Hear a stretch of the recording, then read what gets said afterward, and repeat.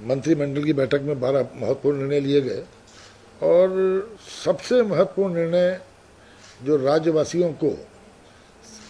संक्रमण से बचाने का है, जो बहुत ही महत्वपूर्ण निर्णय माननीय मुख्यमंत्री जी ने लिया था कि 18 वर्ष से 45 वर्ष तक के लोगों की भी हम वैक्सीन लगाकर उन लोगों को इस संक्रमण से बचाने की सरकार प्रयास करेगी। उसके लिए आज सबसे महत्वपूर्ण निर्णय ये हुआ कि जो तकरीबन इस राज्य में 18 से 45 वर्ष के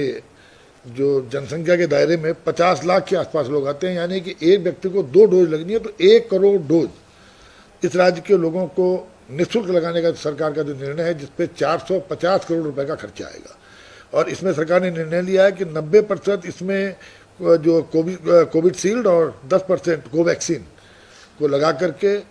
इसके इस तरह से इसका रेशियो तय किया है, जिस रेशियो के हिसाब से लगाया जाएगा। फर्स्ट फेज में हम 25 लाख कोविशील्ड और 2.5 लाख कोवैक्सीन ऑर्डर दिया जाएगा।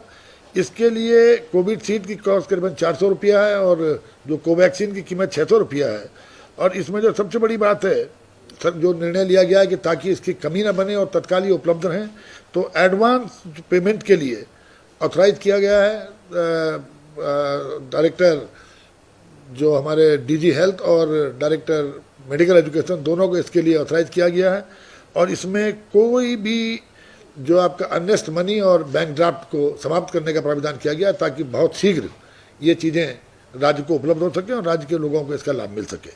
इसके साथ साथ सचिन कुर्वे जो हमारे सचिव उद्योग हैं, उनको अधिकृत किया गया है कि वो इन कंपनीज के साथ डिस्कस करके यथाशीघ्र इन वैक्सीन को राज्य के लिए उपलब्ध कराएंगे, ताकि राज्य के लोगों को इस संक्रमण से बचाया जा सके। साथ ही जिस तरह से रेमडेसिविर जो इस इंजेक्शन की बहुत बड़ी जिस तरह से डिमांड है और जिस तरह से लोग तमाम अफरा तफरी मच रही थी, इसको देखते हुए सरकार ने ये निर्णय लिया है कि इसके लिए 100% एडवांस का प्रावधान किया गया है। प्रोक्योरमेंट रूल से उनको छूट दी गई है कि वो 100% एडवांस के माध्यम से जो इसको तत्काल ये राज्य में यथा डिमांड उसकी डिमांड दे दी जाए राज्य की डिमांड के हिसाब से। और इसमें भी बैंक गारंटी और जो अननेस्ट मनी जो ड्राफ्ट होता है, इससे इसको मुक्त किया गया है, ताकि यथाशीघ्र हम इस दवाई को राज्य में उपलब्ध करा सकें। जो कई महत्वपूर्ण निर्णय कोविड के संबंध में सरकार ने लिए हैं, जिसमें सार्वजनिक स्थलों पर जो मास्क न पहनने पर सार्वजनिक स्थलों, संस्थानों और परिसरों में जो 500 रुपया, 200 रुपये, 500 रुपये, 1000 रुपये का दंड का प्राविधान था, उसको बढ़ा करके 500, 700 और 1000 रुपये करने का निर्णय सब कैबिनेट ने आज लिया, ताकि मास्क के प्रति लोग ज़्यादा से ज़्यादा संवेदनशील रहें और इस संक्रमण से बचाया जा सके। इसके साथ ही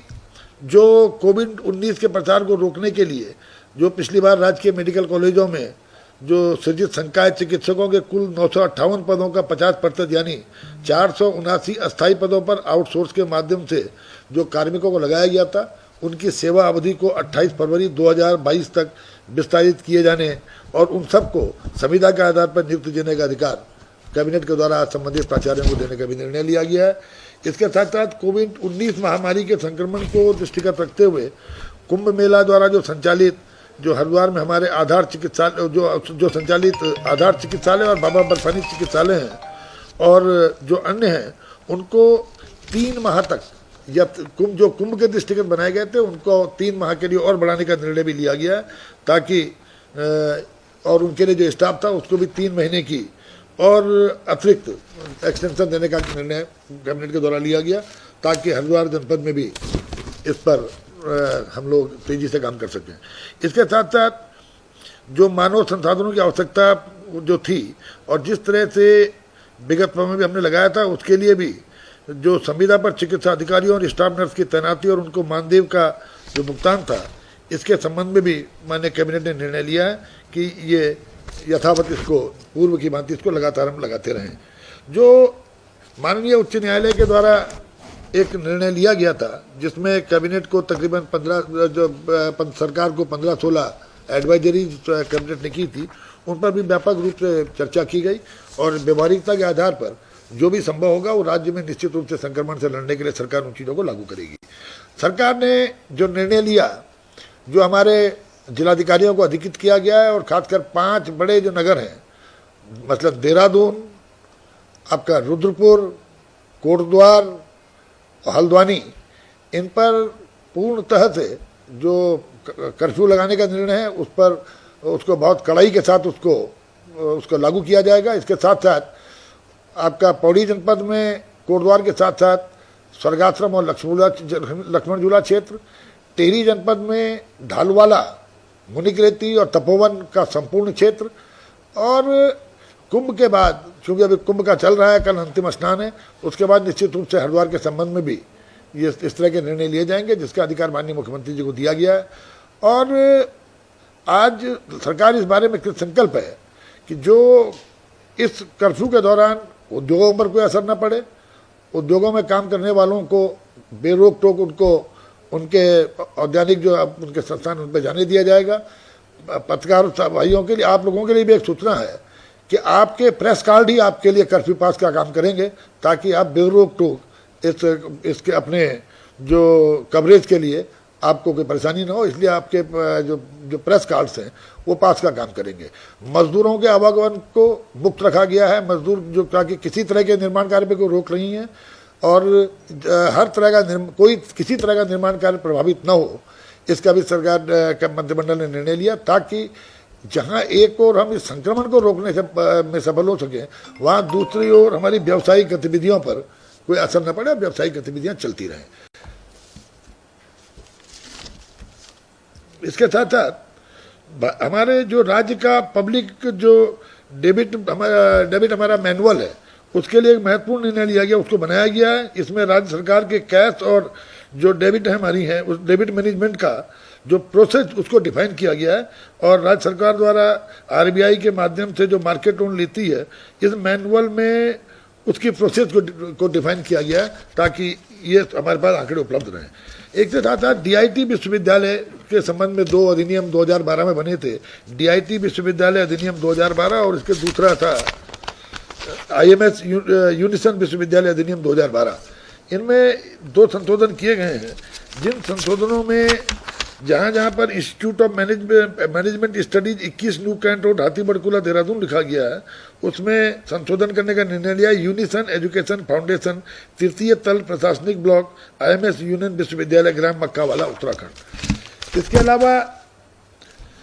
उपनल के हमारे जो मुख्य सचिव की रिपोर्ट उपनल के कार्मिकों के संबंध में आज मंत्रिमंडल में सबक प्रस्तुत की गई,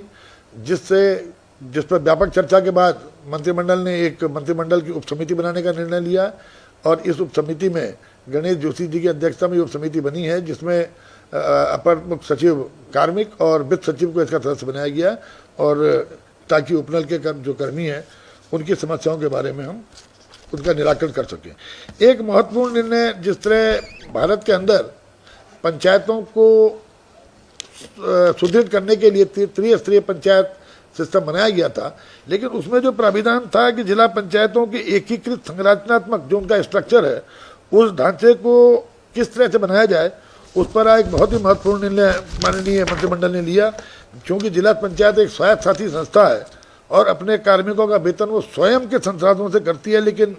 उनको पद जिस तरह से काफ़ी समय से मांगे जा रहे थे, वो डिमांड थी, वो नहीं हो पा रहा था। पहली बार ये ऐतिहासिक निर्णय हुआ है कि हमने 570 पदों का ढांचा जिला पंचायतों के लिए आज मंत्रिमंडल ने स्वीकृत किया, और इसके साथ साथ निदेशालय में भी मंत्रिमंडल के द्वारा ढांचा स्वीकृत किया गया, ताकि जिला पंचायत निदेशालय के साथ साथ जिला पंचायतें अपनी जो मानव शक्ति होना चाहिए उसकी आवश्यकता अनुसार उस पर काम कर सके। आज इस तरह के मंत्रिमंडल के महत्वपूर्ण निर्णय हुए, और ये सरकार का दृढ़ संकल्प है कि कोविड की लड़ाई को जन सहभागिता के साथ हम जीत सकें। इसलिए जन सहभागिता और जन जागरूकता, इसकी आवश्यकता को देखते हुए मंत्रिमंडल ने इस प्रदेश की जनता से अनुरोध भी किया है कि प्रदेश की जनता एडवाइजरी का पालन करते हुए,